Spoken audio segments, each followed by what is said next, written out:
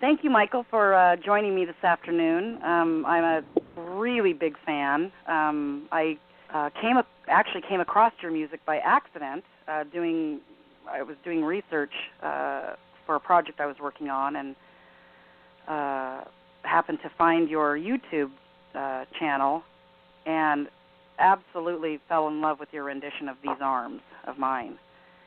And although I love the great Otis Redding, your rendition just absolutely blew me away. So, but before I get into to all of my fandom, your beginning, I'd really love to know. Did you come from a musical family? I grew up with my grandparents. They raised me from when I was 5 years old. My sister and I both. And my grandmother, she is the main inspiration for what I do. She would play piano in church the way her mother taught her to play. She didn't know a chord or a key or knew anything really technically about music, but she could play like she did.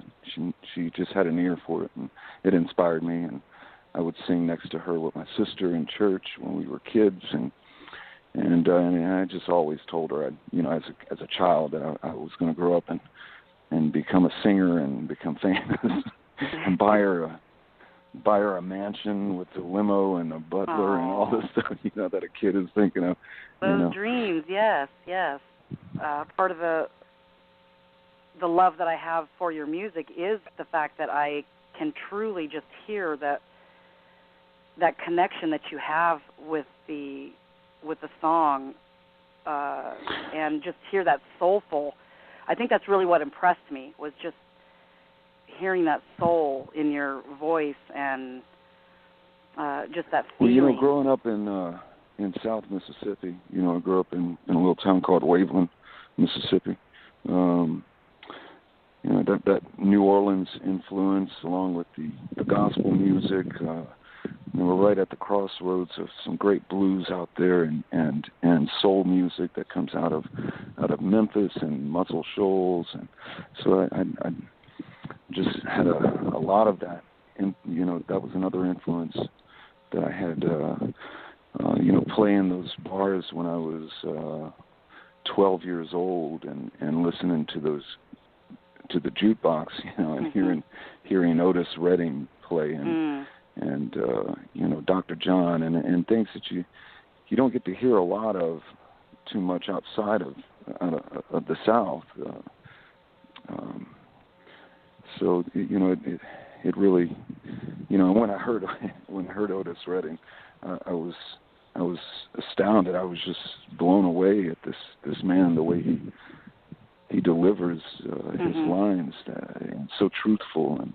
And I remember feeling when I was 18, I really felt what he was singing when I had my first heartbreak, and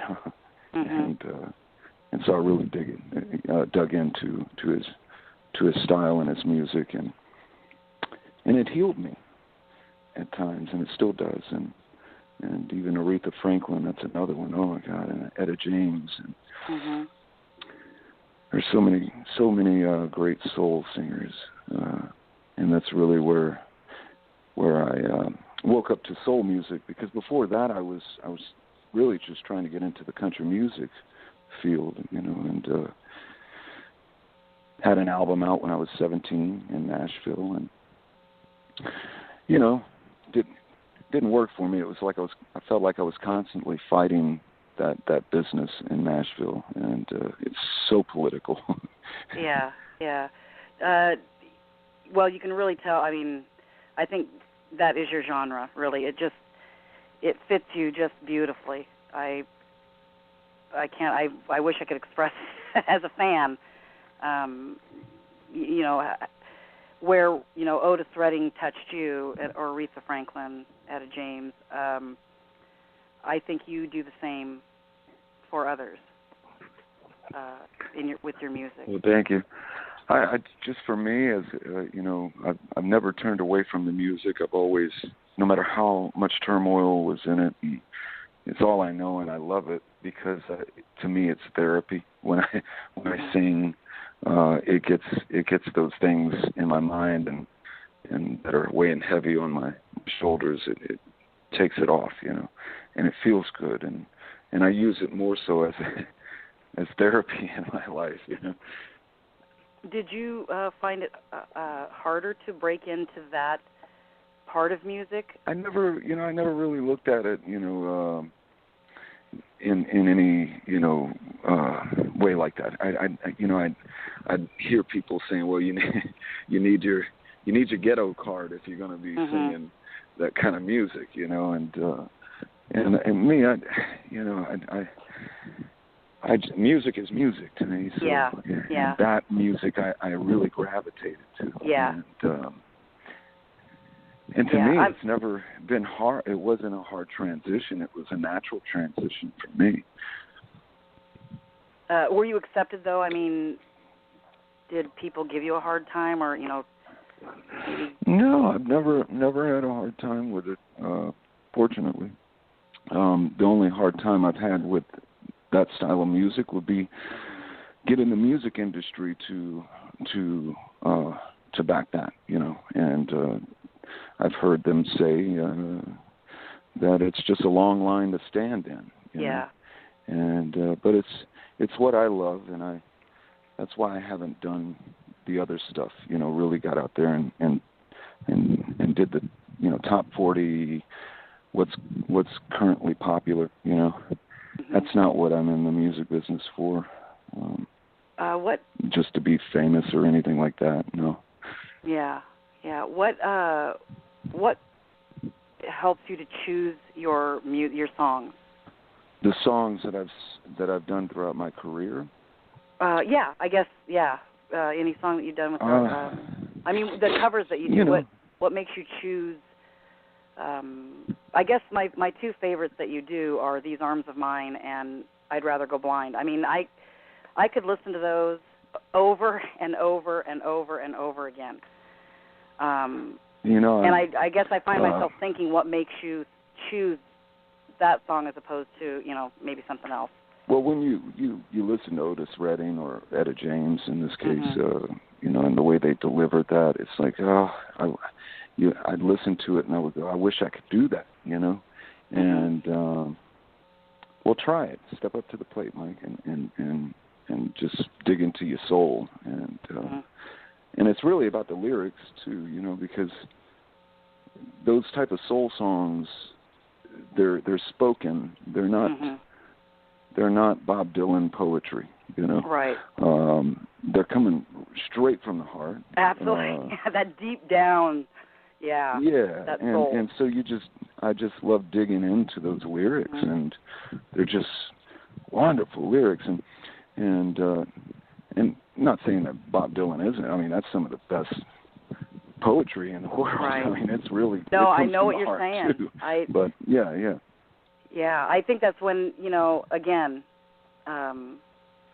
going back to just listening to you, I think that's what it was, is that it's like you said, the Bob Dylan's, he's more of a, where his music is more he's poetry. Very poetic, but it does come from the heart. A lot of people don't realize how much it comes from the heart because they can't get through his harmonica playing in a song or something, But that or his feeling. voice for that matter, But he's very deep, and I'm a big fan of Bob Dylan. Yeah.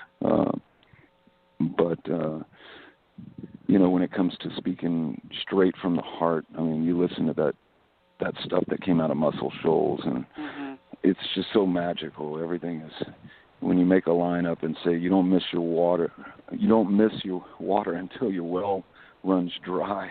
That's the kind of poetry that's involved in soul music, and I love it. I'd like to go back a little bit to your time on America's Got Talent. 2010, is that correct? There was I think I'm right in this, the semifinals where you sang without your guitar. I did. I'd like to know what your feeling was on that. Actually, I didn't remember until you just mentioned that I did that. Yeah, I recall. That was a big deal, though, wasn't it? I mean, because you're usually used to having your. I made some compromises with the show, and they suggested that I put the guitar down for a moment, and so I did. But I feel naked without my guitar. I feel like Ricky Bobby on Talladega Nights. I don't know what to do with my hands. Yeah. What's your favorite? I guess your favorite and the most discouraging part of this business. You want the best and the worst of this that I've been through? Well, I think I think kind of what I'm aiming for is, the best part of the business is, I guess for some people it would be playing to an audience or just being able to play their music, and then usually the discouraging part is the business part of the business. Well, you just said it right there. Oh, okay. My Did I just answer my own question? Absolutely. I mean, it's when I'm on stage is the best time. After that show when I was on there, it wasn't about being on stage and singing any longer. It was more about being like a presidential candidate or something. You're on red carpets, you're shaking hands with people and socializing, and it's more of that than there is the music. And I must share this with you. I love people, but people in the music industry can be very fake, and so being around that after that moment on the TV show, it wasn't pleasant for me. I wanted to be on stage. I wanted to do what I love to do.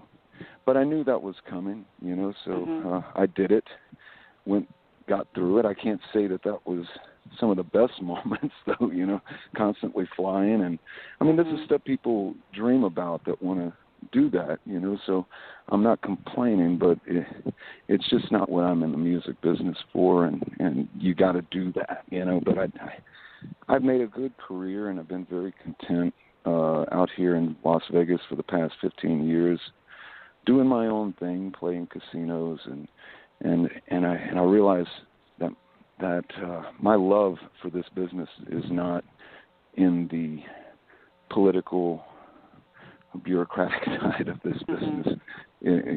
For sure, I'm just not good with that, and it's because I don't like it. I don't like being around those sorts of people, vultures and stuff. And I've been around it for a long time, and the way I deal with it is keeping it at arm length distance, And, I've been in the entertainment industry too for about 25 plus years, and I feel the same. Where I'm a writer, and I love writing, and I love interviewing. I interview artists that I truly enjoy their work, but there's always that other side of that business that you kind of have to deal with. So I completely understand get it. that. Yeah. You see it. Yeah, definitely. And what was your